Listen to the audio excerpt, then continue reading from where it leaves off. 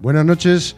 Hoy, aquí en el búnker de los viernes, vamos a traer a una persona que me es muy grato presentar. Pero antes de nada, vamos a meter la cabecera para que tengamos tiempo para todo. Adentro, cabecera.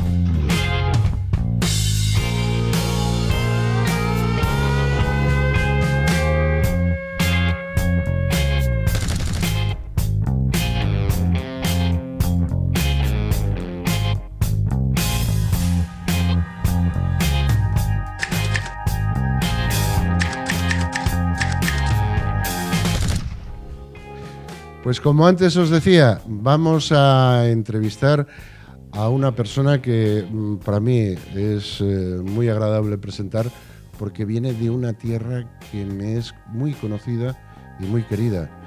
Es Ignacio Escribano, alcalde de Cudillero. Buenas noches, ¿cómo estás?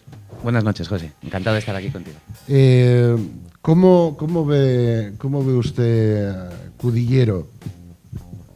Bueno, antes de nada, si no te importa, nos tuteamos, ¿de acuerdo? Para estar como en casa. Encantado, Ignacio. Pues, te lo agradezco, José. Y voy a decir, encantado, Nacho. Pues encantado, también yo. Pues Cudillero, ¿cómo lo veo? Pues lo veo como la tierra más bonita que hay, no solo en Asturias, sino en toda España. Yo además, como sabes, soy madrileño de nacimiento. Sí. Dejé Madrid, mi Madrid natal, por venirme aquí. Yo toda mi vida he estado ligada con Asturias, porque toda mi familia materna es asturiana.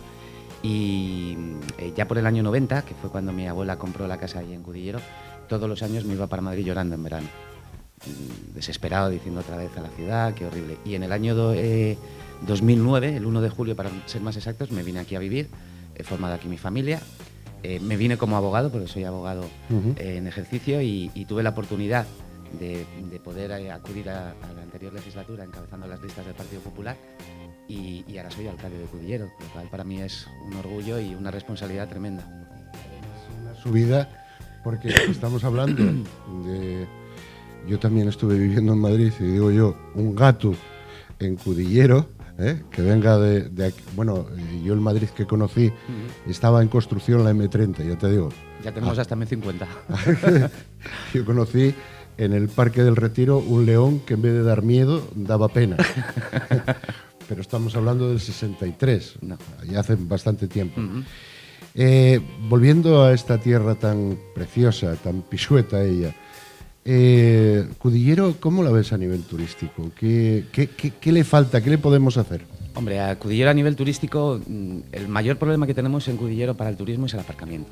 Sí que es verdad que tenemos la explanada del puerto, que tiene capacidad para albergar bastantes vehículos, pero con la masificación de gente que tenemos en verano es uno de los principales problemas que tenemos, aparte de la orografía de Cudillero Villa, porque ya en cuanto sales de Cudillero Villa, en el resto de localidades no tenemos esas dificultades de estrechamiento de calles, etcétera, etcétera. Pero yo creo que Cudillero ha dado un cambio abismal en cuanto al turismo se trata.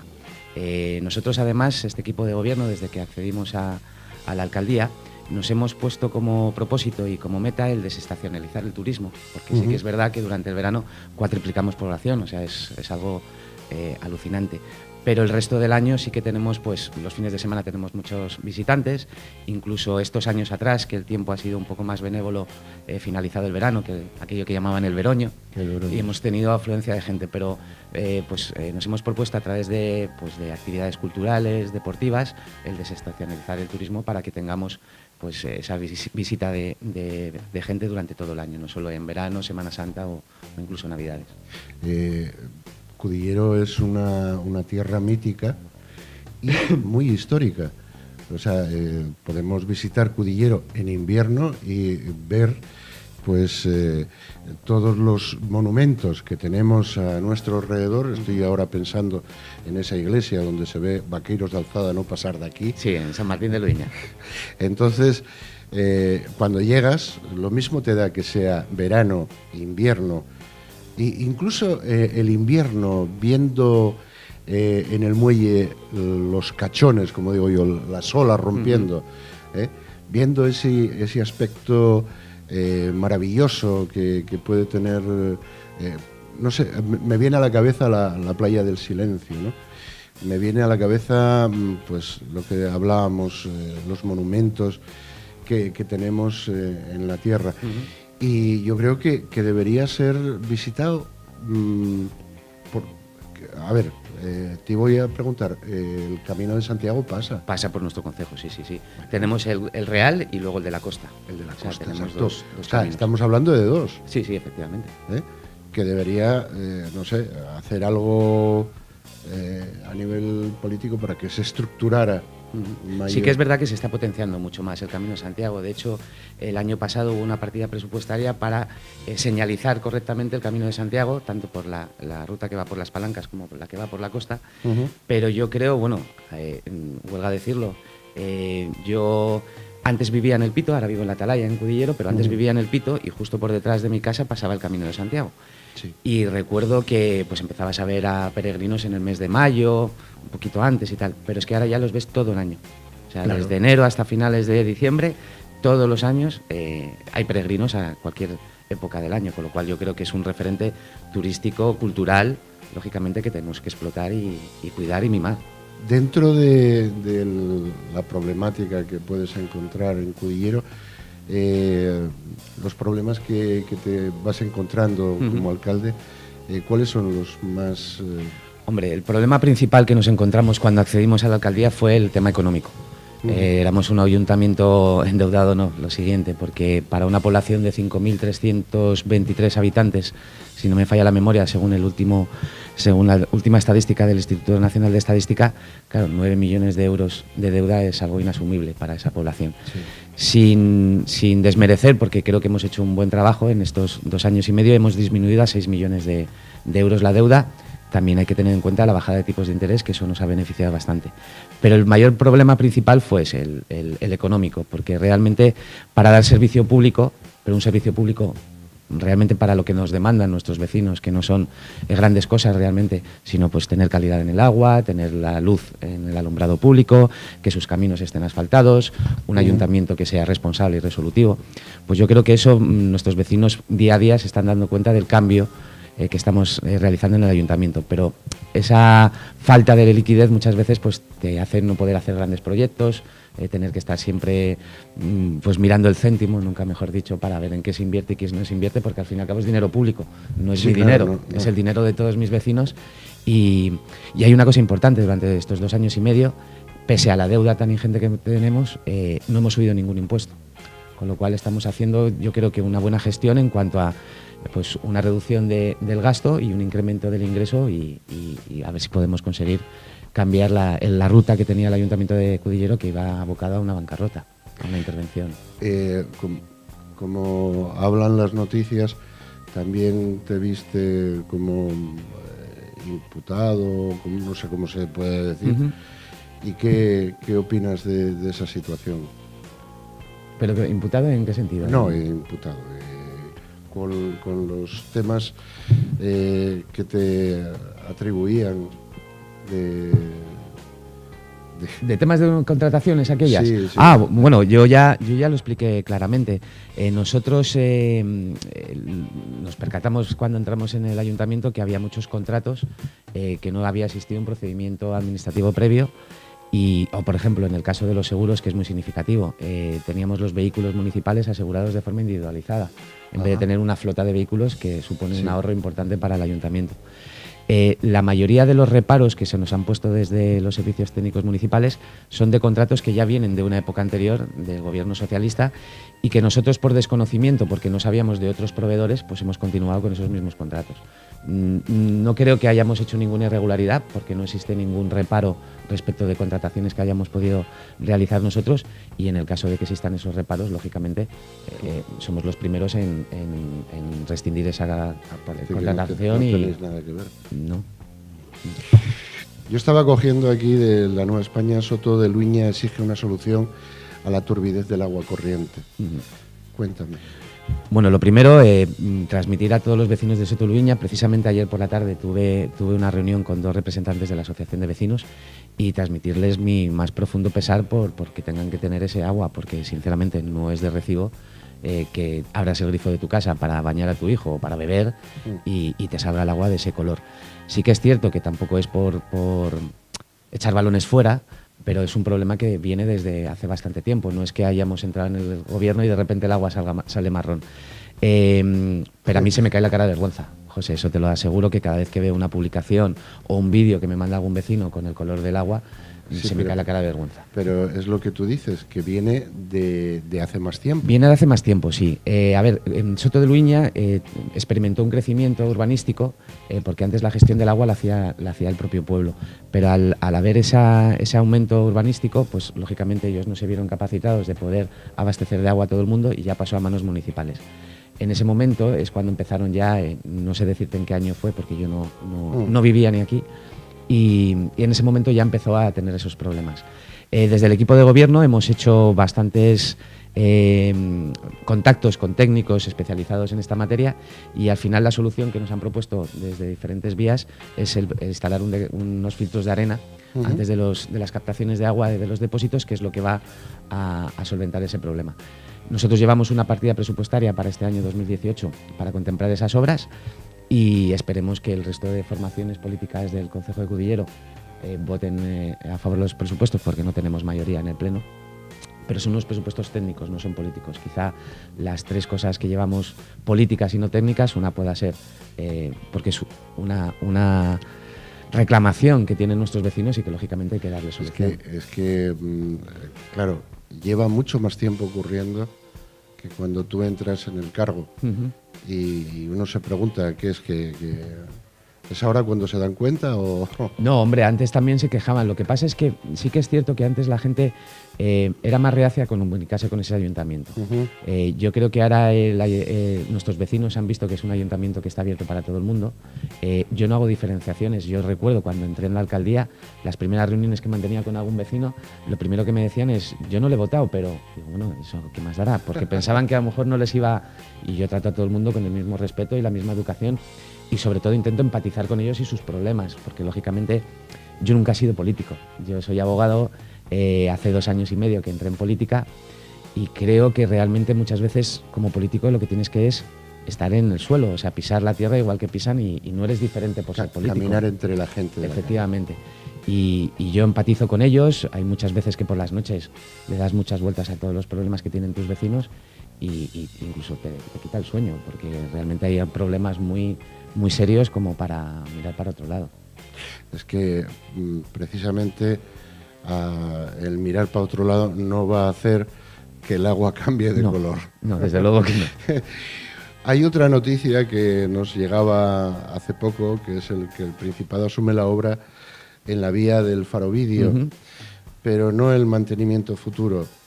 Cuéntame. Bueno, esto incluso lo sabía antes de entrar en política. Es una demanda histórica de nuestros vecinos de Oviñana, el acceso al Faro Vídeo e incluso la vía de acceso a la CU8 a Oviñana. Oviñana es una de las localidades dentro del municipio que más visitantes tiene y sobre todo al Faro Vídeo. La conozco. ¿Cuál era el problema realmente existente? Y cuando yo entré en la alcaldía y empecé con este asunto, no se sabía realmente de quién era la titularidad de ese vial. Sí que se sabía que la CU8 de acceso a Viñana era del Principado, pero el ramal estaba como un poco en el limbo de si era del Principado, si era de demarcación, de autoridad portuaria. Que si eran galgos, que si eran podengos. Efectivamente. Entonces, el año pasado, en febrero más o menos del año pasado, que fue cuando inicié las conversaciones con el director general de Infraestructuras, que la verdad es que no me canso de decir que le estoy muy agradecido por toda la voluntad que ha puesto en sacar esto adelante, pues empezamos ya las conversaciones de, oye, pues yo le solicité al director, digo, mira, hemos preparado un proyecto de adecuación del ramal de acceso al Faro Vídeo, teniendo en cuenta tanto el POLA como el PES. Entonces, os doy este proyecto, nos lo arregláis, firmamos una cesión de titularidad y hacemos el acta de recepción para ya que no esté esa duda siempre de si es tuyo, si es mío o no, y damos así cumplimiento a la demanda histórica de nuestros vecinos. Perdón.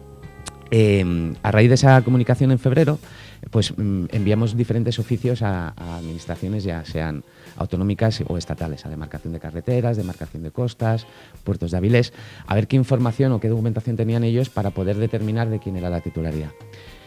Sí que había, cuando se hizo la construcción, se daba a entender como que iba a pasar a manos municipales, pero no había un acta de recepción ni había ninguna cesión formalizada por escrito.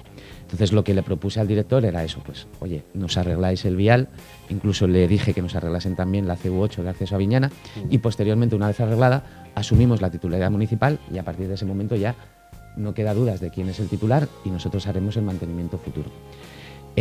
Todas estas conversaciones han durado prácticamente un año, porque esta misma semana fue cuando me reuní con el director general, que ya estamos a expensas de que nos envíen el borrador del convenio.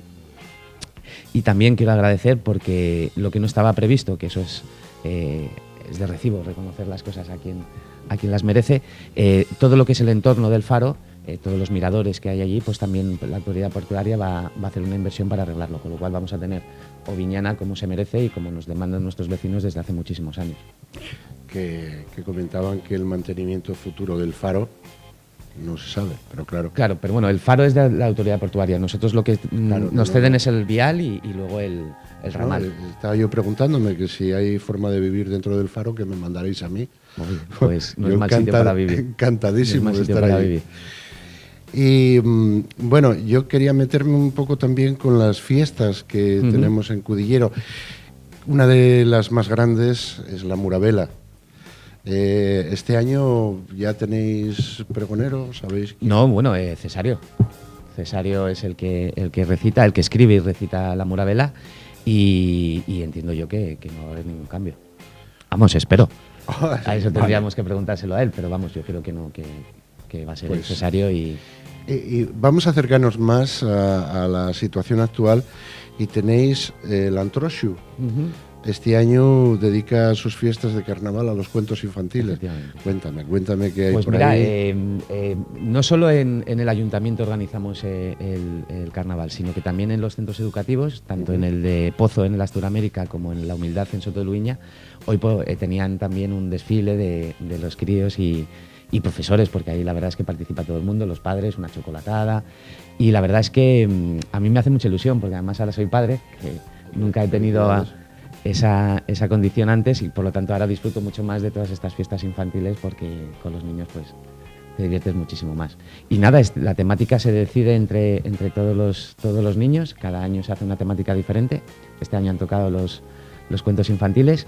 Y, por ejemplo, mi hija iba de la ratita presumida, o sea que muy divertido, la verdad es que muy divertido. Este año lo hacemos en la Casa de Cultura porque claro, con este tiempo, pues para que no haya problemas por si no está la temperatura ni el tiempo como para estar por la calle, entonces lo vamos a hacer en la Casa de Cultura. ¿Qué te digo yo?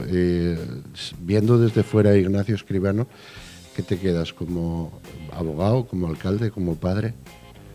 Hombre, yo como padre. Es como más disfruta. Además, yo soy muy niñero y a ver, yo soy hijo único.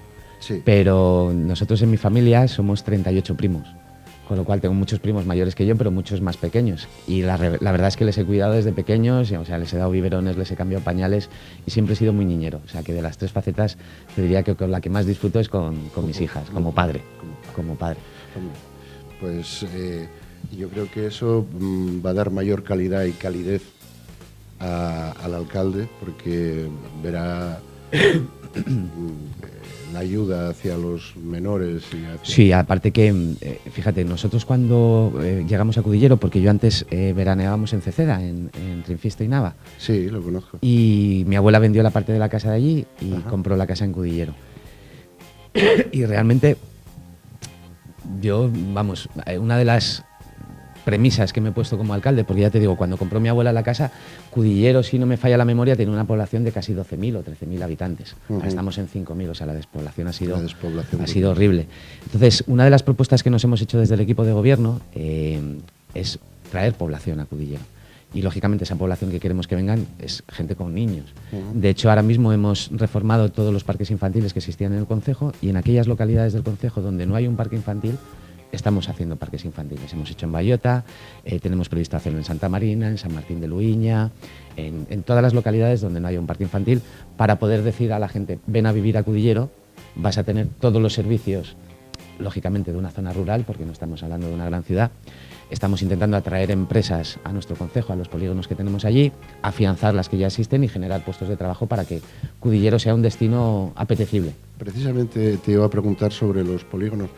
¿Cómo va creciendo a nivel industrial? Pues a ver, tenemos el polígono de Valdredo, que es de los primeros que se hicieron, pero la verdad es que se hizo muy mal. No te voy a engañar, se hizo muy mal porque ni siquiera tiene la consideración de polígono. O sea, efectos no tiene ni la consolidación de suelo industrial. De hecho, hay una depuradora instalada y no está ni siquiera en funcionamiento.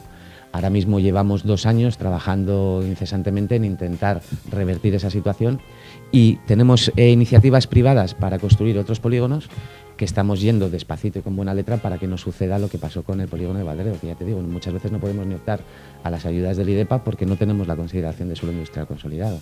O sea que un poco desastroso en ese sentido. Es que precisamente poder llevar empresas a la zona aumentaría la población. Mucho. Y Sería sería muy interesante. Aparte, Cudillero y los polígonos que tenemos allí estamos muy bien comunicados. Tienes la autopista 8 a pie de la nave que puedas tener allí en el polígono. Estamos muy cerca del aeropuerto, muy cerca de los puertos de Avilés y de Gijón. Yo creo que es una zona muy interesante para poder instalarse ahí. Ahora mismo estamos comunicados perfectamente con la autopista del Cantábrico. Sí. Pero bueno, que hay que seguir luchando. Hay que seguir trabajando, por supuesto que sí. Hay que seguir luchando para que Cudillero vuelva otra vez a crecer. Yo recordaba a nivel histórico que decían que Cudillero habían desembarcado los vikingos allí, ¿no? Sí. Yo decía, bueno, igual que se hace en Villagarcía y en Galicia el desembarco de vikingos, que a lo mejor en algún momento dado alguna fiesta en ese plan y desembarcar vikingos y, hombre, y comer un lechón. Sería muy atractivo, desde luego que sí, pero yo creo que mi concejal de Cultura, que además es historiador, no iba a estar nada de acuerdo, porque él no comparte esa leyenda de que los vikingos desembarcasen. No hay ninguna prueba fehaciente de ello. Es curioso que se habla de que los pisuetos que tienen unas características diferentes a lo que era los asturianos. Sí, bueno, incluso ya sabes que allí se diferencian entre los pisuetos, los calizos y luego los vaqueiros, pero sí es gente, vamos a decir que es gente diferente, pero en el buen sentido de la palabra diferente. Yo creo que es gente que a lo mejor de una primera impresión te puede chocar su forma de ser, pero que cuando les conoces es gente maravillosa, con la que puedes contar. Y sobre todo que cuando consigues tener un amigo pisueto es un amigo para toda la vida. Eso no lo pierdes nunca. Pues espero que tu gestión en el ayuntamiento sea fructífera, espero que crezca, que esos polígonos den fruto y que haya muchos niños para que sigan viviendo esa cultura pisueta en ese concejo maravilloso Cudillero, al que yo nominé alguna vez en un programa que tuve en Miradas de Asturias, La lancha de la vida. Ignacio, tenemos que irnos. ¿Te gustaría quedar al debate? Pues si me invitáis, encantado, por favor. Pues vamos a quedar al debate, pero voy a deciros a esta gente una cosa antes de nada. Vamos a ver, compañeros. Bueno, vamos a ver el debate después, pero ¿después de qué? Después de la publicidad. Nos vamos.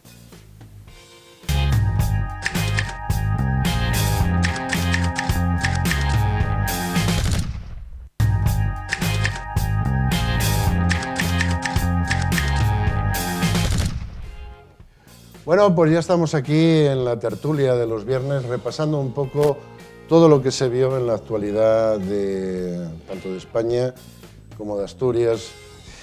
Y para ello, pues ya se había quedado nuestro compañero Ignacio Escribano, alcalde de Cudillero. Buenas noches. Buenas noches. También tenemos a José Fernández, que para mí alias Pepín, y como no, José Loy.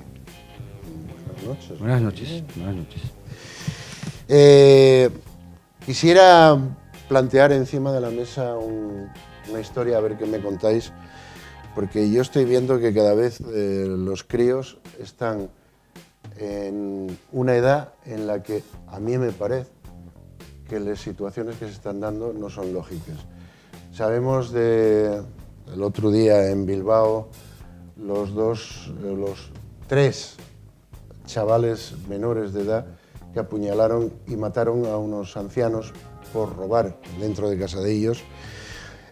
Nos llega esta semana también las noticias de una supuesta o presunta violación grupal en un colegio de la Sierra de Cazorla.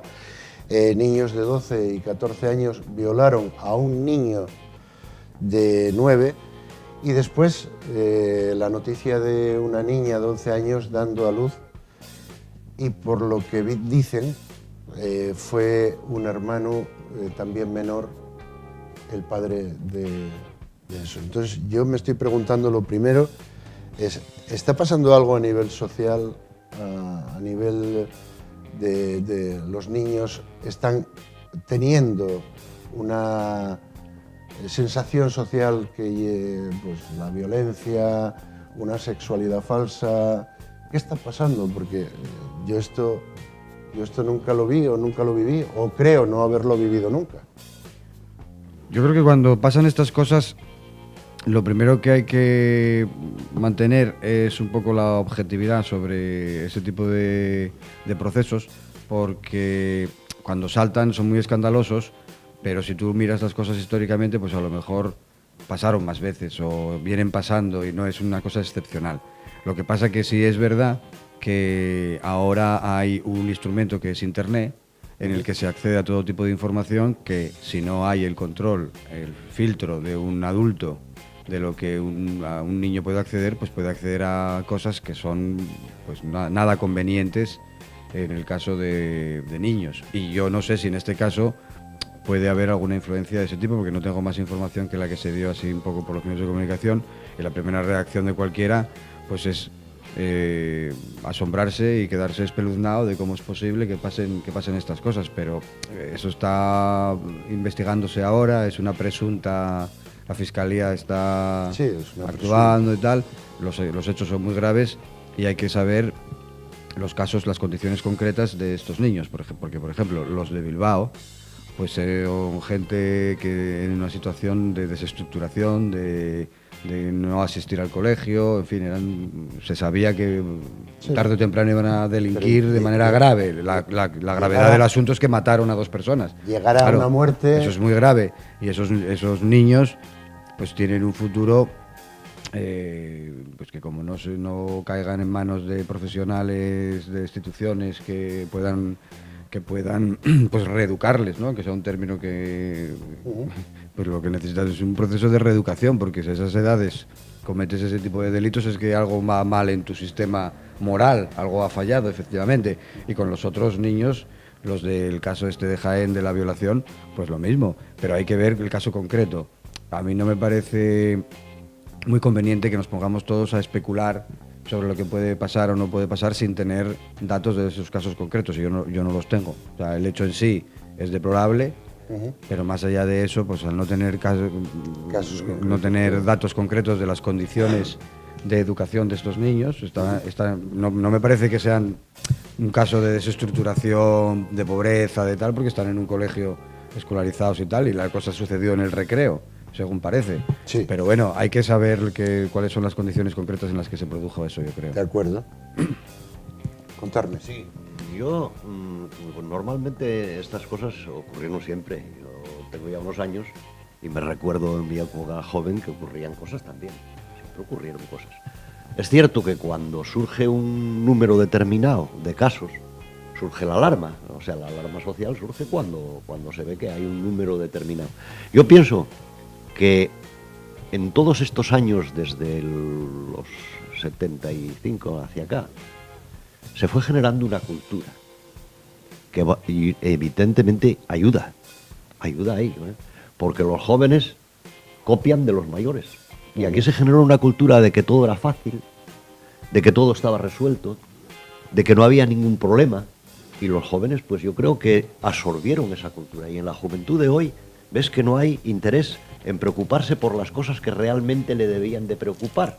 Se preocupa pues de internet, de andar con el móvil todo el día por la calle, del fútbol, de no sé qué más. Hay muy poco interés en lo que realmente tenía que importar a la juventud hoy. Y eso no es culpa de ellos. Eso no es culpa de los jóvenes. Eso es culpa de la cultura que se fue impregnando a la sociedad en general y a la juventud en particular. Y luego, yo creo que esos casos habría que analizar uno por uno, porque evidentemente no son todos iguales. No es igual lo de las niñas esas los niños esos de tal, que son casos diferentes y habría que analizar uno por uno.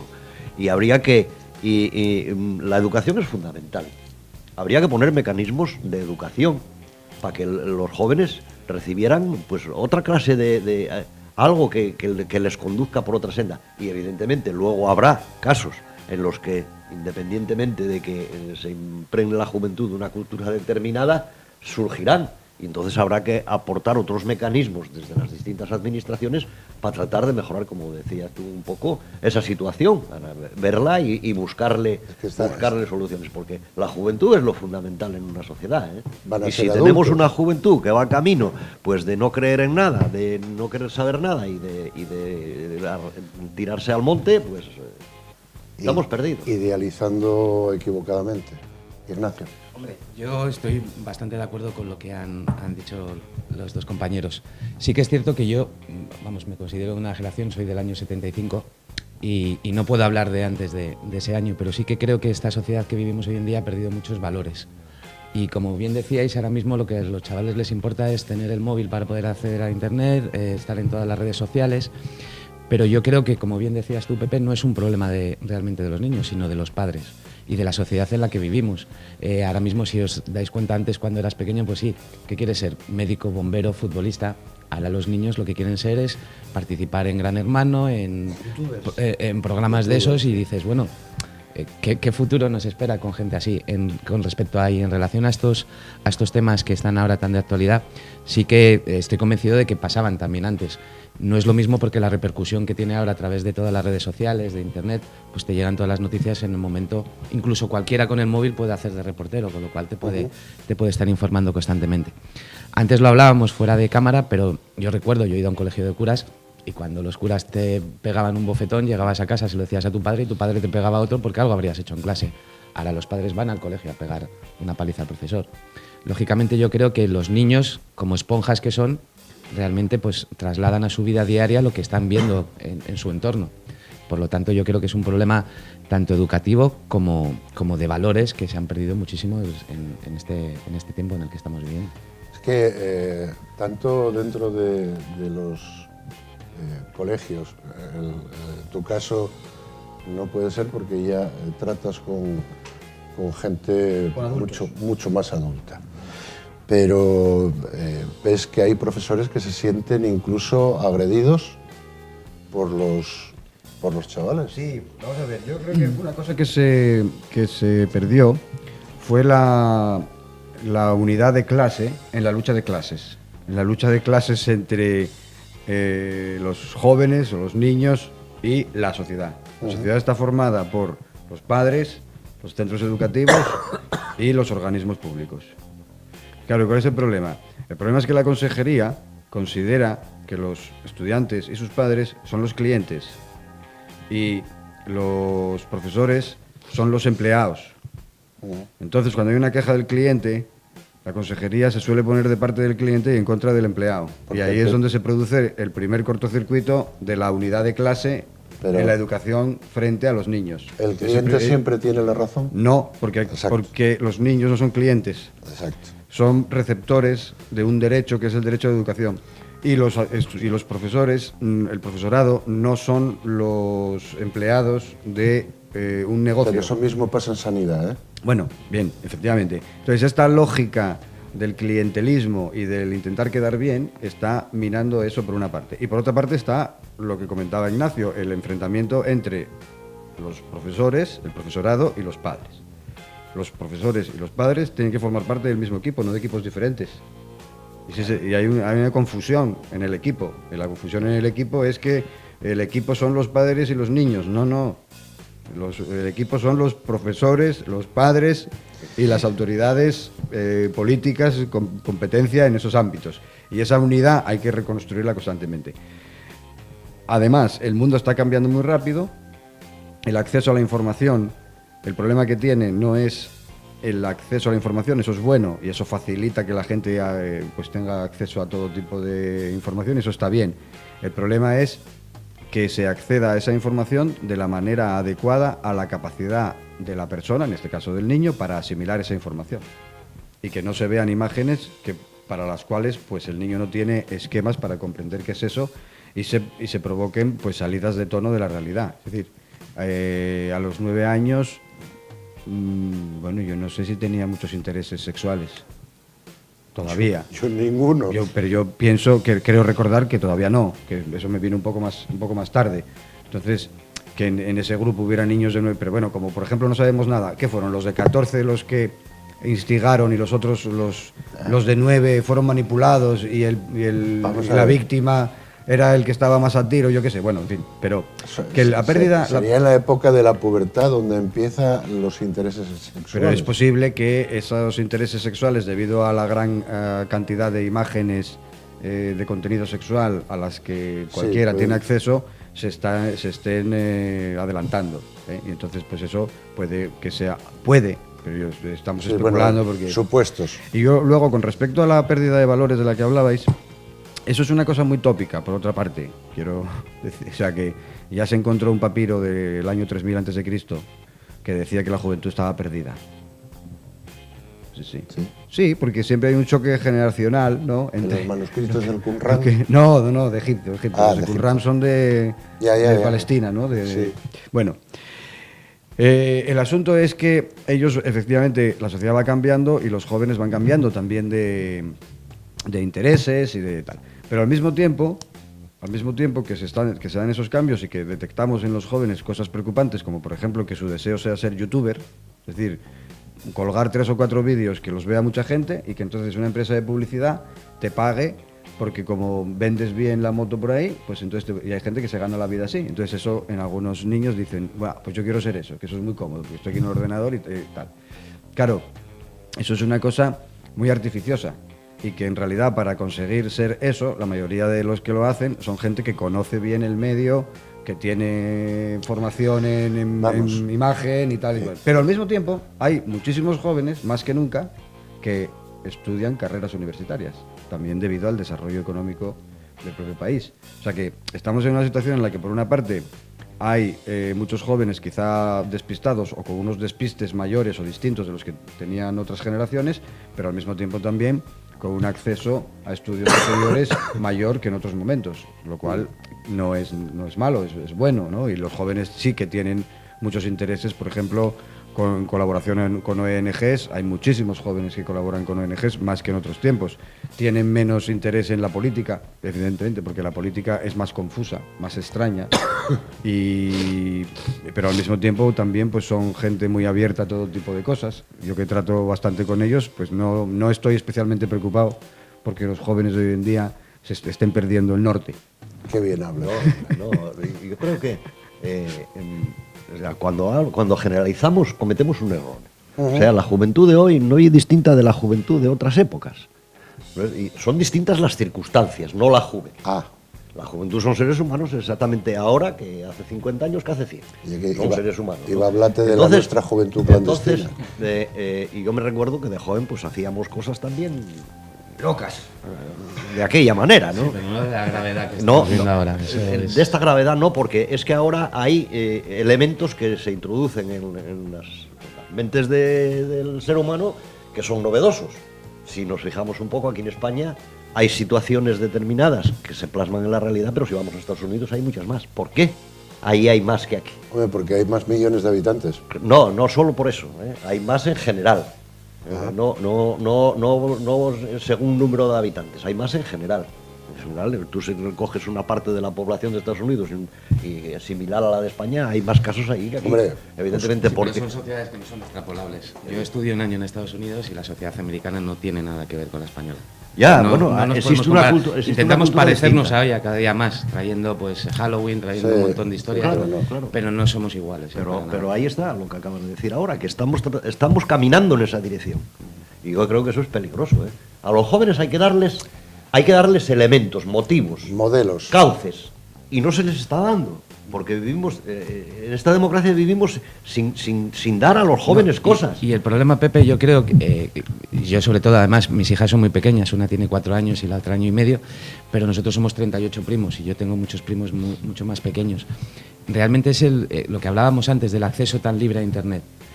Estos niños del grupo de los niños de Jaén, que me parece que tienen entre 14 años y el que ha sufrido 12-14 años, el que ha sufrido la agresión es un crío de 9 años. 9, sí. Seguramente ellos hayan visto esas escenas, tanto en Internet o en alguna película, etcétera, etcétera. Pero nos hemos parado a pensar si ellos realmente son conscientes De lo que han hecho. De lo que han hecho. Yo creo que no, porque realmente, o sea, no creo que esos niños a esa corta edad vayan, puede ser, no quiero tampoco entrar al fondo del asunto, tengan algún tipo de patología o un tipo de problema médico que no sepamos. Pero yo creo que a esas edades no eres consciente realmente de lo que supone que en el recreo, en tu colegio, entre 4 o 5, agredas sexualmente a un niño de 9 años. Es que me parece totalmente incomprensible, o sea, ¿verdad? Porque yo he tenido 12 años y lo que hablabais antes, de a qué edad, yo con 9 años, 10 años, yo además me acuerdo que veías a una niña y era como tu enemiga. O sea, era como, ay, las niñas, qué pesadas, tal, tus amigos, el fútbol, el no sé qué, jugar a las chapas. Y a partir de los 14, 13, 14, pues ya te empezaban a gustar un poco las chicas. Pero que a esas edades se produzcan esos, o el caso anterior que has dicho del supuesto, la supuesta no agresión sexual, porque entiendo que ahí no se ha determinado así, pero el chico que ha tenido un hijo con su hermana, una hermana de 11 años, supuesta paternidad. ¿Dónde están ahí esos padres? O sea, sí, no sé, hombre, yo lo que decía antes de los valores, yo no digo que se hayan perdido porque antes existiesen y ahora no existen, sino que la sociedad ha ido cambiando, evolucionando hacia una forma que ahora no vemos tan mal cosas que antes eran totalmente, prohibitivas o inimaginables. Lo que pasa es que el cambiar no significa que tengamos que retomar la situación que había en los años 60, por ejemplo, o los años 50, no. donde ocurría lo que tú comentas. Yo también me eduqué en un colegio de curas y bueno, pues el castigo más pequeño era ir a limpiar los váteres, ¿no? Y por cosas que no tenían absolutamente ningún sentido. Pero es que eso no es eso lo que se necesita. Lo que se necesita es abrir cauces a la juventud. Y los cauces son todo un número de cosas. No es una ni dos, porque siempre cuando existe un problema tratamos de analizarlo en individualidades. No, esto es general. Es la sociedad en general. Y también puede estar influyendo mucho la situación de paro juvenil enorme, en el que la gente joven pues no ve tampoco, digo, ¿para qué no ve salida? ¿Para qué me voy a molestar mucho? Aún así están esforzándose y están estudiando y están haciendo aún así. Cuando el mensaje que se les está lanzando es que vosotros aquí el 50% no tenéis espacio para trabajar. Entonces, claro, eso es grave también. Es todo un cúmulo de cosas. La educación, en la educación, la comunidad educativa no pinta nada a la hora de establecer las normas educativas. Las eligen los gobiernos, cada uno según su criterio. No, tiene que ser, la comunidad educativa tiene que ser una parte fundamental. Lo que tú hablabas de que, y tú también, de que los profesores forman parte de la comunidad educativa. No son los padres ni los alumnos, son todos. El conjunto de todos. Debería haber una línea en donde a cierta edad pudieran cambiar de otra forma la educación, pero que fuera entre 0 y 12 o 14 años una línea educativa que fuera igual, que no estuvieran cambiando, que si debería haber un gran pacto nacional para la educación, un modelo todo el día la perdiz, claro. Y si hay algo que realmente separa, yo creo, y es la opinión que yo tengo, que podréis compartir o no, pero si yo creo que hay algo que separa a una sociedad es que en cada comunidad autónoma tengamos un sistema educativo diferente. Claro. O sea, la sanidad. Pero no tenemos un sistema educativo diferente en cada comunidad autónoma. Bueno, no es que tengamos un sentido. Hay diferencias. Pero hay muchas diferencias y son diferencias destacables. El sistema es básicamente el mismo, ¿no? En colación a lo que decíais antes, yo creo que un problema también que vivimos hoy en día, y lógicamente es por la rapidez del día a día, de que si tienes que el trabajo te absorbe tanto tiempo, los padres hemos dejado un poquito a un lado la educación de nuestros hijos y la hemos volcado toda en los centros educativos. Allí le enseñan, se culturiza, pero además que me lo eduquen, que sepan, que sea el profesor el que le diga no. O sea, hay que decirle al niño desde pequeño un no a tiempo. Que sea el y no profesor, cargar en el profesor una todo, responsabilidad que es del padre. Y estoy totalmente de acuerdo con él en que ahí deberíamos remar todos en la misma dirección. El profesor no es el malo, No, ni el pero- alumno ni el padre. Pero cuando el profesor diga no, que no vaya el padre a meter 2 cabezazos al Al profesor. lógicamente. No, claro, eso sí es verdad que era esa la reacción. Tú llegabas a casa y decías, me echaron de clase y lo primero que te decían era, lo primero que me decían a mí en mi casa era, ¿qué hiciste? Claro. No quién te echó ni nada, sino, ¿qué hiciste tú? Claro. Sí, ya la montaste. Sí, tú veías que ellos de mano, por defecto, por así decir, estaban de parte. Es que esa... La presunción de inocencia con tus padres no existía. No, Obviamente. y es que Pues si te echaron sería por algo, ¿qué hiciste? Algo habías hecho. No, por hablar, pero estaban hablando todos, pues tú no hables. Es que, vamos a ver, el profesor es una autoridad. Y Ahora debería sí, ser... ahora sí, pero me refiero desde el punto de vista legal. O sea, ahora si un padre agrede a un profesor, por lo menos en la Comunidad de Madrid, es un delito, porque es una autoridad. Pero antes no tenían esa protección y yo creo que es fundamental. O sea, para mí, yo si tengo en memoria del colegio, lógicamente, de pasártelo muy bien, de aprender y tal, a mí me han marcado mucho mis profesores. En tu forma de ver de aprender, de ver la vida, lógicamente tienes a tus padres que son las figuras que más o menos pues te orientan y te van dando una serie de principios y valores, pero hay profesores que en tu vida te marcan muchísimo. Yo, por ejemplo, es curioso, uno de los profesores que más me marcó, y estamos hablando de la época franquista casi al final, fue un profesor de ciencias naturales que tuve en 6º y 5º de bachiller superior, que era un surfero y que entraba dándonos la última película que había visto, interpretando al personaje, y en un momento dado dijo, bueno, ahora vamos a dar clase. Y todo el mundo estaba atento con él, ¿por qué? Porque participaba con nosotros, de ir con nosotros a jugar al fútbol en la playa o a enseñarnos a surfear, o era una especie de comunión. Claro, estoy hablando de esa época de 14, 15 años, ¿no? De comunión entre profesor y alumnado, donde era imposible encontrar aquello en los años que yo estoy hablando. O sea, tú entrabas a clase y lo primero era la sangre, ¿cómo ye? La letra con sangre entra, y palu va y tortazo bien. Y a callar la boca, porque si decías algo en casa, también te caía. Y aquel hombre... No sé de qué época serás tú, pero también lo primero era el Carasol, ¿no? No, eso no me tocó. Ah, no te tocó, bueno. No me tocó porque era muy pequeñín y no me acuerdo si lo habré dicho, pero no me acuerdo de cantarlo. Afortunadamente el ser humano olvida rápido las cosas negativas. Pero yo me acuerdo de rezar el Padre Nuestro, Bueno, hombre, de pies y rezar daño el Padre tampoco te va a Nuestro. hacer. ¿Eh? Daño tampoco va a hacer. No, yo si no lo digo por daño. Una de las cosas que más daño. Desde luego que no. Y hablando y con esto no quiero decir daños, hay otra noticia que hoy está ahí flotando. Dice Guindos que no va a dimitir como ministro hasta que los jefes de Estado ratifiquen en marzo su marcha al Banco Central Europeo. ¿Alguien dimitió en esta España? Déjame recordar.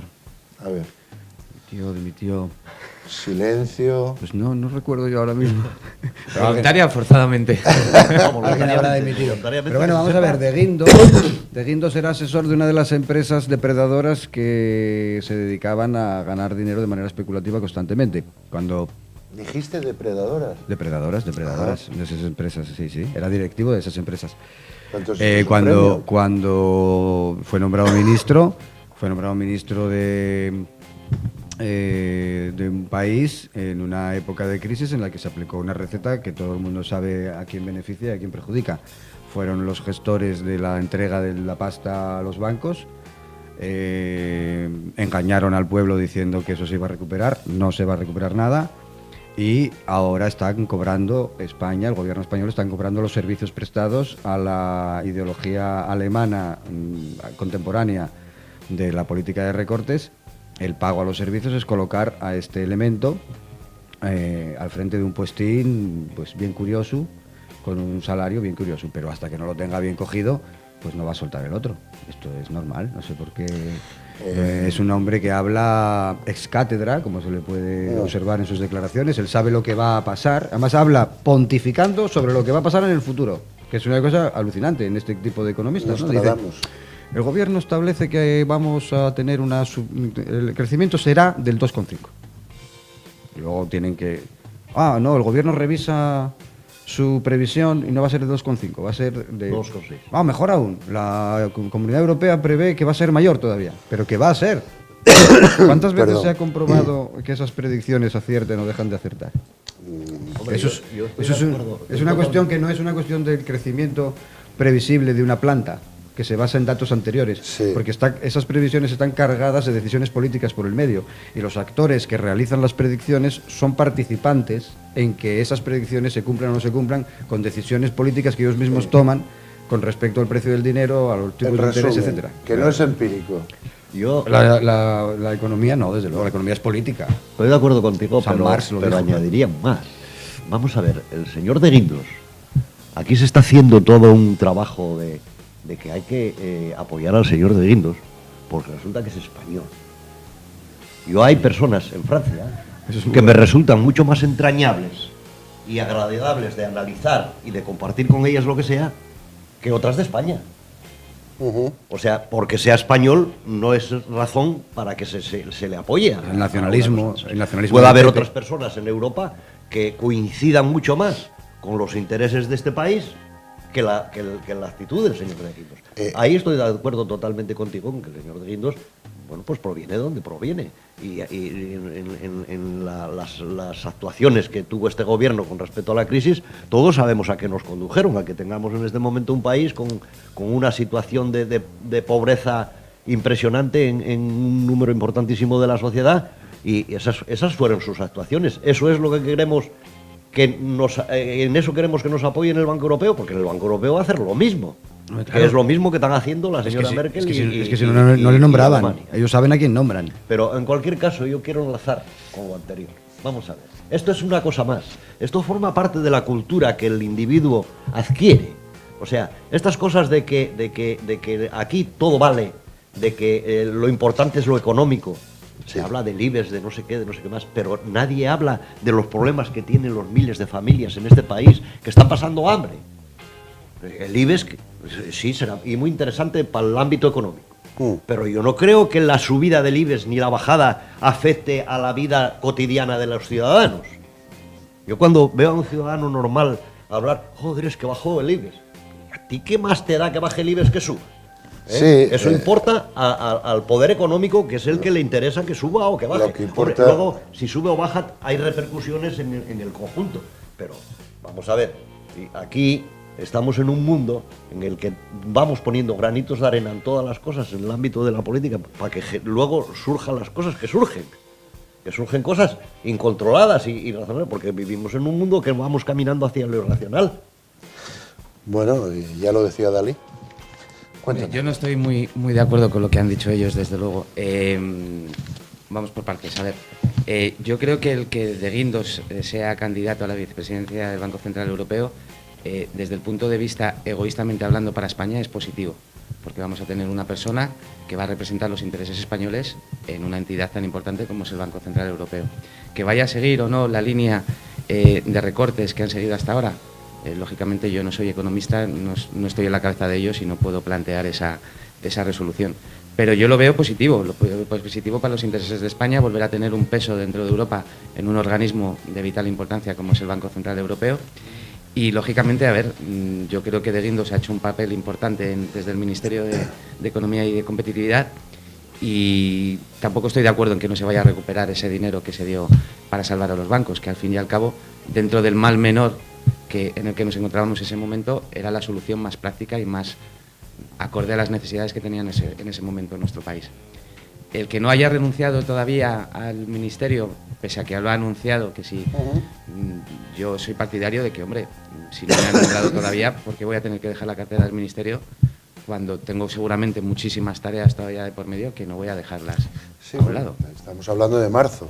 Efectivamente, o sea, es escasamente 2 meses. Yo no veo por ningún sitio que vaya a defender los intereses de los españoles. Creo que va a defender los intereses del capital. Y el capital no tiene nación. De hecho, ellos, que son tan nacionalistas y tan patriotas, en cuanto pueden, meten el dinero en Suiza y en cualquier otro país. Eso todos, no hace falta que sean, sí, pero nacionalistas. el que no tiene dinero no lo pone en ningún sitio. No, eso está claro, pero no lo tiene. Los que lo tienen son los que lo eso ponen. Eso es obvio. Si en Europa existe Mónaco, existe Suiza, existe Gibraltar y existen paraísos fiscales, es porque los poderes europeos, la Comunidad Económica Europea incluida, necesita tener eso ahí para que ellos mismos dejen el dinero ahí y puedan escaquearse de pagar impuestos. Sí, pero estarás de acuerdo conmigo que hay gente de izquierdas, de centro, de derecha, que deja el dinero donde deja el dinero. Eso no tiene nada que ver con la consideración política. La gente de izquierdas no suele tener tanto dinero. Son, a no ser que llamemos de izquierdas al PSOE, lo cual habría bastante que discutir. Fundamentalmente, los intereses que él defiende, que siempre defendió y que va a seguir defendiendo, no son los intereses de las personas que no tienen vivienda, que no tienen acceso, pues la pobreza energética que está existiendo en España, el porcentaje de gente que vive por debajo del umbral de la pobreza y en riesgo de exclusión social, el porcentaje de gente altísimo que teniendo un salario no les permite llegar a fin de mes, que ha sido denunciado en repetidas ocasiones, y la situación concreta que acaba de describir organismos internacionales nada sospechosos de ser de izquierdas, que con respecto a la desigualdad salarial que existe, la desigualdad económica que existe en España. Y eso es un logro de este gobierno, que es un gobierno de ricachones que se dedica a defender los intereses de los ricachones. Porque cuando uno recorta las ayudas sociales, las ayudas, por ejemplo, a las personas con dependencia, sabe de sobra que está poniendo en peligro la vida de gente pobre que tiene una persona con dependencia a su cargo. Y eso lo hizo Rajoy y este ministro. Y saben de sobra. ¿Por qué lo hacen? Porque ellos no son de esas personas que vayan a tener ningún problema porque se recorten los 400 euros o los 500 euros de ayuda a las personas que tienen. Una duda, cuando dices ellos, ¿te refieres a ellos o a su entorno o solo ellos? Ellos y sus amiguetes, que es a los que ellos defienden con las políticas que vienen realizando desde hace tiempo. Y toda la política europea está claro que es una conculcación de la soberanía nacional. Lo vimos con el proceso de Grecia. En Grecia ganó un partido que es contrario a las medidas económicas impuestas por la Unión Europea y no se le permitió llevar adelante su programa porque los tienen cogidos por ahí con la deuda externa. Cuando Rato fue líder del Fondo Monetario Internacional o del Banco Mundial, ¿qué fue? Del Banco Mundial, ¿eso benefició la situación política española? En absoluto. Ponen ahí a un elemento que defienda los intereses del Banco Mundial y del Fondo Monetario Internacional, que no son los intereses de la mayoría de las personas, son los intereses de la clase dirigente que tiene cogida por medio de la deuda a países enteros, países de África, países de América, países de Asia, que no pueden salir adelante en absoluto debido al hecho de que en el momento en que, aunque las cosas les fueran algo bien, toda la riqueza que pudieran generar se va otra vez al Banco Mundial. Y para defender esos intereses se pone a un perro español o a un perro estadounidense. Da lo mismo de dónde sea el perro. Da lo mismo. No importa en absoluto que sea español. Ese discurso de que, qué bien, es español el del Banco Mundial. Eso es una cosa que no tiene ni pies ni cabeza. Él está ahí para defender unos intereses que no son de carácter... no va a defender los intereses de los pobres, ni españoles ni irlandeses. Va a defender los intereses de la clase a la que él pertenece. No sé, yo estoy totalmente de acuerdo con la reflexión, porque basta tender la vista, ¿eh? Vemos lo que está pasando en este país. Tú ves lo que está ocurriendo, que el día que nos surge uno, ahora lo del Calatrava, ¿no? Ahora surge lo del Calatrava. Ahí resulta que se invierte. Aquí el urbanismo, se utilizó el urbanismo como elemento para meter el dinero en los bolsillos. Es que... para meter el dinero en los bolsillos de quien se metió, evidentemente, claro. Bueno, pues es que estamos generando una cultura y una situación que yo no sé dónde vamos a parar. Precisamente estaba yo con lo de Calatrava, que el tripartito de aquí dice que hay que echar la culpa a los que estaban antes, porque, vamos, hay una serie de pérdidas económicas que al menos eso ponía Eso ponía en los papeles. Yo digo una cosa. Aquí Que eso fue hay un pelotazo. fue un pelotazo lo del Calatrava, A ver. fue un pelotazo lo de Valencia, fue un pelotazo lo de Madrid, pero es que hay pelotazos hasta en los sitios más pequeños, más recónditos y más apartados. Tú vete a Teberga. En Teberga, el ayuntamiento de Teberga compra una finca, Yerma, con un caserón de ruido en 600 millones de euros. 600 millones de Sí, en 600 millones. Que ahora ya son 1000 y pico.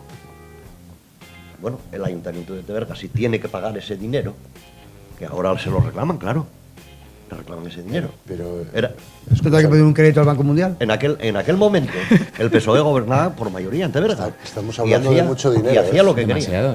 Para un ayuntamiento como No, Teberga. 600 millones eran.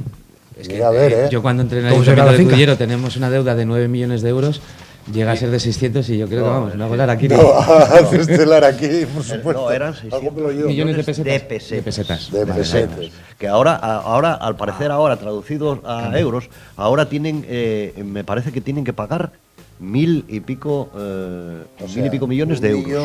Un millón y pico. O un millón y pico Un de millón y pico de euros. Sí, eso sí. Ahora, claro, Sí, porque eso, 600 eso millones, significa 100 que el millones. ayuntamiento, eso significa que el ayuntamiento de Teberga tiene que echar la llave Sí. y marcharse todos para casa. Sí, claro. Bueno, pues yo pregunto, ¿no hay alguna, si aquí en este país existiera la cordura ante una situación semejante, el que generó esa situación tenía que subsanarla con su propia economía, porque eso es una salvajada cuando se hace eso. Eso es lo que pasó en Oviedo con Villa Magdalena. Claro, pues otra igual. Y pasan de rositas, o sea, se van para casa Hombre, con dimitir solucionado el problema. Eso no es la solución, dimitir no es la solución y deberían tener responsabilidades, Hombre, incluso claro. penales y lógicamente devolver lo que se haya defraudado. Pero el problema principal es que yo desde mi punto de vista, que nunca he sido político, yo soy abogado de profesión, llevo 2 años y medio metido en política, tenemos que tener en cuenta que estamos manejando dinero público, dinero que no es nuestro. Entonces, esas inversiones que muchas veces se hacen por el propio beneficio de uno mismo y sentirse bien, o incluso gobernar pensando siempre en las siguientes elecciones para salir elegido, yo no soy partidario y no comparto esa opinión. Yo creo que un buen gestor o un buen político debe gestionar bien ese dinero público, que al fin y al cabo no es el dinero que sale. Yo con mi dinero hago lo que me dé la gana. Pero esas inversiones que muchas veces se hacen de esos aeropuertos fantasmas, de esas grandes infraestructuras, etcétera, etcétera, y da igual el color político, porque también desde cualquier formación han hecho aberraciones, yo creo que es donde está el problema realmente, que no somos conscientes de que estamos manejando muchas veces dinero y que lo malgastamos. Me dicen mis compañeros 600.000 euros. ¿600.000 euros? Sí, en Teberga. 600.000 euros es 600.000 más sí. factible que los Sí, 600 sí. millones. Sí, pero que ahora Para el Ayuntamiento de Teberga ya como es los más propietarios dinero. exigen, Sí, desde ahí hasta ahora se acerca al ¿Pero millón. con qué finalidad O compraron están- la finca? Para... Pues para hacer era con cargo a los fondos mineros. Pero es que los fondos mineros no llegaron. No me extraña. ¿Y entonces qué pasa? Que se quedaron, pues nada, pero ahora lo que exige la propiedad es el millón ya, no los 600.000, Sí, es el intereses, millón. lógicamente, Claro, ya llega el se demora millón. o lo que sea. Oye, ya que me metéis dentro de Teberga y por supuesto de Asturias, yo estaba aquí leyendo una noticia donde habla que ArcelorMittal se compromete a recolocar a todos los trabajadores de la batería de Koch que van a cerrar. Yo me preguntaba, yo recuerdo una vez cuando estaba trabajando en otra televisión que no voy a decir el partido, pero sí quienes estaban allí en la mesa, en donde yo estaba también como trabajador de Teleasturias, nos dijeron de recolocar. Y dije yo, hombre, Gaspar, porque eran 3, Gaspar, Melchor y Baltasar, vais a recolocar a 78. Y me dijo esa persona con poder y fuerza, Izquierda Unida. ¿Por qué vas diciéndolo todo? ¡Ay! Y Dilo que- ya, de una vez. Una vez me llamaron ladino, y es que yo ladino. Y dijeron, no, hombre, 78 no, a vosotros 4 en Localia. Y yo me pregunto, vamos a ver, vamos a ser lógicos. ¿Va a haber recolocación? ¿Va a haber paro? ¿Qué narices está pasando? ¿Cada vez vamos a menos o van a recolocar a los 4 que son los que lleven la historia del sindicato? Hombre, vamos a ver si la noticia es cierta y es un compromiso por parte de la empresa, pues supongamos que es un compromiso que cumplirán. A una empresa como ArcelorMittal, si no, no lo diría. Claro. Digo yo, vamos, no sé, quiero pensar que sea así. Yo quiero pensar Y no también. se dice que se recoloca. ¿Dónde? ¿En qué? Parece ser que, No, parece que de Avilés a Gijón, ¿no? Decía. Sí, que tiren de la manta de un lado para destapar el otro. ¿Entiendes? Y lo de siempre, a mí decían, mira, cuando uno oye prove no puede andar tirando más de la manta que tiene porque queden y los pies al aire. Y esto y es lo mismo, y algo que cada vez estamos viendo. Esto es la organización del trabajo contemporáneo. Cuando en Europa y en Estados Unidos la clase trabajadora, gracias a los sindicatos, a la organización de la propia clase trabajadora, consiguió logros importantes para su vida normal, sus vidas salariales, condiciones de trabajo, etcétera, pues las empresas se reorganizaron y se fueron a otro sitio, a países donde ese tipo de cosas no estaban y los salarios eran más bajos. Y además aprendieron que no había que dejar que la gente se organizara y entonces pues crearon situaciones en las que... Aquí también se da, Claro, marchan para Marruecos. claro, y una empresa decide que cierra su factoría de Zaragoza y porque la va a abrir en otro sitio. Y entonces con eso los trabajadores que hicieron, que acaban de hacer en Zaragoza, acaban de decir que renuncian a salario, que van a trabajar más horas, que van a O sea, que renunciar van a a trabajar con descansos. las mismas condiciones que Marruecos. Efectivamente, que en las mismas condiciones, bueno, yo supongo que no será tanto, pero que será menos de lo que quizá para la empresa también. Quiero decir, desde el punto de vista de la empresa, a la empresa, pues ¿por qué se tiene que comprometer ella a nada si puede poner la factoría en otro sitio y que le resulte más barato? Bajo esa lógica egocéntrica o egoísta, claro, aquí llegamos, destrozamos las cuencas mineras y luego nos vamos, ¿no? Y lo dejamos todo hecho. Y el coste social de haber dedicado comarcas enteras a trabajar en eso no lo paga nadie. Claro, es que no somos máquinas las personas. Tenemos que vivir, aparte de trabajar. Que la situación cambió tanto Déjame que ahora apuntar. las negociaciones, en vez de ser para mejorar salarialmente o en condiciones del trabajo, ahora las negociaciones son para rebajar el sueldo. O sea, ahora se negocia rebajar el sueldo del trabajo. Eso es una salvajada. O sea, yo no lo entiendo. Aquí se marchará algunos a Marruecos, pero de otros sitios se vendrán a España también, porque aquí las condiciones que hay en este momento laborales dejan muchísimo que desear, ¿eh? Claro, tengo un chaval en casa que tiene 21 años, que está trabajando 16 y 18 horas, recorriéndose el norte de España y hasta Madrid, y no le pagan ni una hora extra. Le pagan una miseria, no llega a 1.000 euros. Sí, le pagan el alojamiento cuando va a Bilbao o el alojamiento cuando va a Madrid, pero nada más. O sea, es que es una situación, la del mercado laboral en este país, es una situación que, y no me extraña que los jóvenes les dé por hacer cualquier cosa a algunos.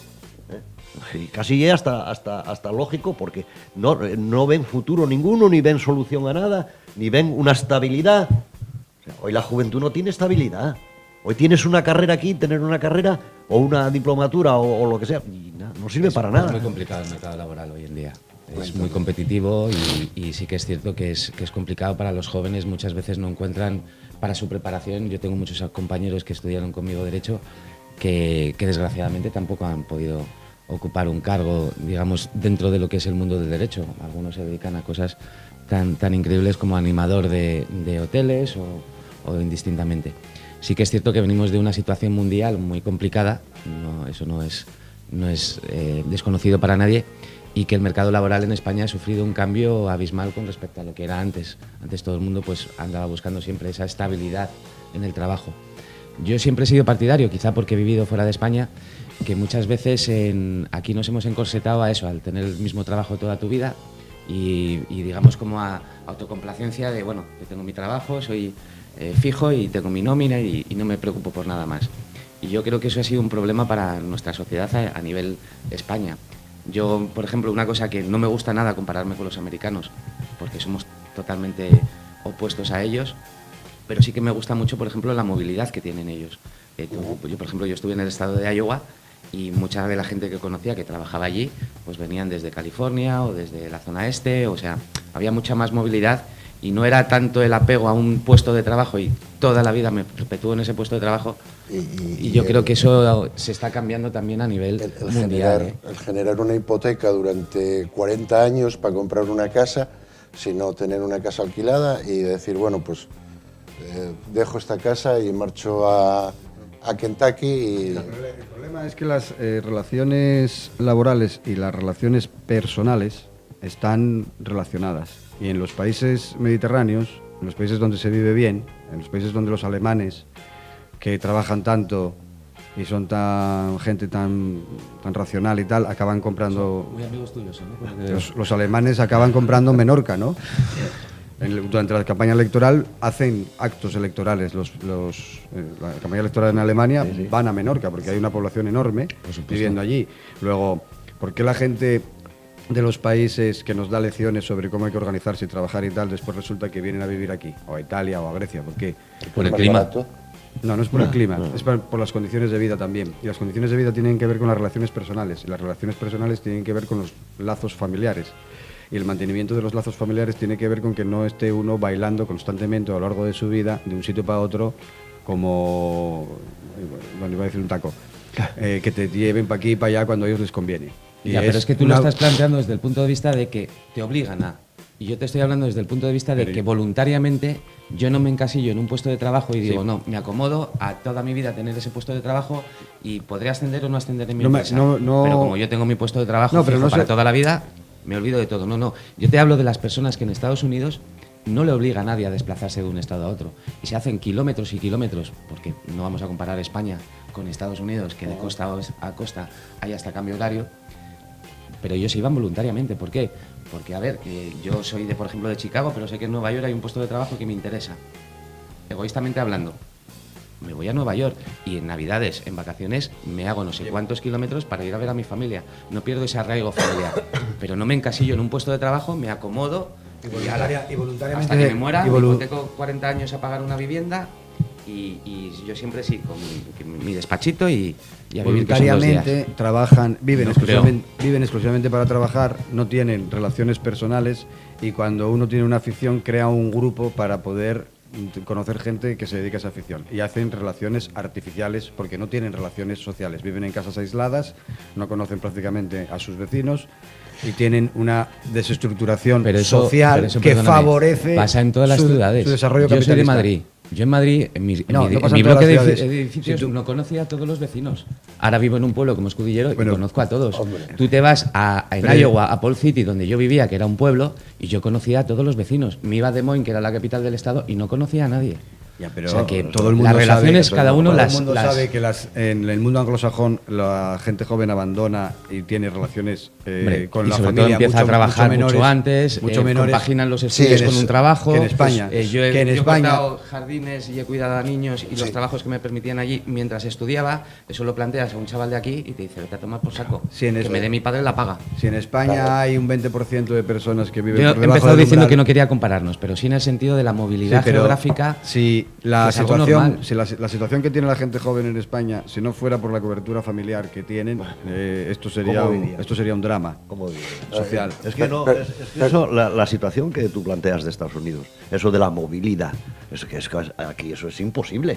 Primero, porque aquí hay un sistema en el que está cerrado porque cayeron 4 copos de nieve. No te puedes mover. También en Estados Unidos. También en Estados Unidos el fresco. También en Estados Unidos nieva y bastante. ¿No lo visteis? No, pero que había tapiado los túneles. Porque entraba frío. Que entra frío.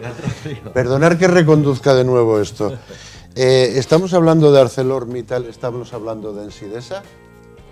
Estamos hablando de la globalización. No, pero estamos hablando de Ensidesa. De Ensidesa no. ¿Recordáis en Ensidesa la cantidad de obreros que estaban chupando de la piragua? Es que eso también hay que mirarlo. No, pero ArcelorMittal no es Ensidesa. no tiene nada que ver. No.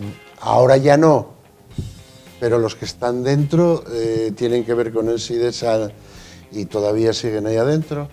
Yo fui trabajador de Sidesa. Hombre, alguno habrá. ¿Y qué tal? Supongo que pocos quedarán. Lo desconozco, no puedo... Fui trabajador en Sidesa y aquí hay... Yo me cansé de escuchar cosas fuera de todo lo normal, ¿no? Como decir que en el Sidesa no se iba a trabajar, sino que se iba a dormir. O a ver la televisión. Yo jamás en mi vida dormí en la fábrica y trabajé 17 años. Nunca dormí en la fábrica. Lo que pasa que el trabajo en el Sidesa es a distancia, con cabinas, y bueno, pues, habría gente, evidentemente, y voy a decir otra cosa. Había gente que pasaba por debajo de la valla y salía a su casa, que la tenía monteana, y de noche volvía a entrar otra vez, evidentemente. Y en el Sidesa ocurrieron cosas aberrantes que yo puedo certificar, como sacar camiones de hierro tapados con escombro y circular. En el Sidesa ocurrieron cosas, sí, pero no en el trabajador normal. Ya, no, hombre, por supuesto. El trabajador normal y corriente tenía que trabajar como un chino, igual que en otro sitio cualquiera. Exactamente igual que yo en otro sitio. te puedo traer a un trabajador que estuvo unos pocos años, no te estoy hablando de 30, ni de 20, ni de 15, ni de 5, que con una epicondilitis, o también llamado codo de tenista, fue jubilado. O bueno, fue incapacitado y después todo esto. Entonces uno empieza a dar vueltas a la cabeza si con 30 y muchos 40 y pocos años te has jubilado, lógicamente el dinero no llega como haya mucha gente así. ¿O no? Hombre, a mí me recuerda, por lo que estabas diciendo... Depende José, de los motivos que hayan originado el caso la que salió hace jubilación. poco, me imagino que lo habréis visto, de aquel Epicondilitis. profesor... No, creo que era auxiliar sanitario en Baleares, me parece recordar, que salió hace bien poquito, que había ido encadenando entre bajas y vacaciones durante 13 o 14 años, ¿lo recordáis? Que salió hace bien poco en prensa. Sí. Joder, tienes un mérito también el paisano, ¿eh? O sea, las cosas como son. No sé si te hiciste eco de aquella noticia. O sea, Sí. A ver, yo creo que lo que estábamos comentando ahora es de cada individuo. O sea, no hay que No de un generalizar colectivo, ni muchísimo por menos, supuesto. por supuesto. O sea, hay gente en cada trabajo.